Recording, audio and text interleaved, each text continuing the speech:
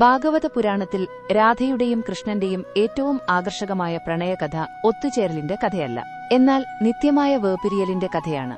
വൃന്ദാവനത്തിലെ പുണ്യവനങ്ങളിൽ കൃഷ്ണന്റെ ഓടക്കുഴലിന്റെ മധുരനാദം യമുന പോലെ ഒഴുകും, എണ്ണമറ്റ ഗോപികമാരുടെ ഹൃദയങ്ങളെ പിടിച്ചെടുക്കും. എന്നാൽ അവരിൽ എല്ലാവരുടെയും ഇടയിൽ ഒരു ആത്മാവ് വ്യത്യസ്തമായി കേട്ടു: രാധ. അവളെ സംബന്ധിച്ചിടത്തോളം ഓടക്കുഴൽ സംഗീതമായിരുന്നില്ല, അതൊരു വിളിയായിരുന്നു. വിധി ഇടപെട്ട ദിവസം വന്നു. ക്രൂരനായ കംസനെ നശിപ്പിക്കാൻ കൃഷ്ണന് മധുരയിലേക്ക് പോകേണ്ടി വന്നു. നാടകീയമായ വിടവാങ്ങലുകൾ ഉണ്ടായിരുന്നില്ല, വാഗ്ദാനങ്ങളില്ല, നിശബ്ദത മാത്രം. കൃഷ്ണൻ തന്റെ ദിവ്യലക്ഷ്യം നിറവേറ്റി. അവൻ കംസനെ നശിപ്പിച്ചു. പിന്നീട് ദ്വാരകയിൽ തന്റെ രാജ്യം സ്ഥാപിച്ചു. പക്ഷെ വൃന്ദാവനത്തിൽ കാലം നിശ്ചലമായി.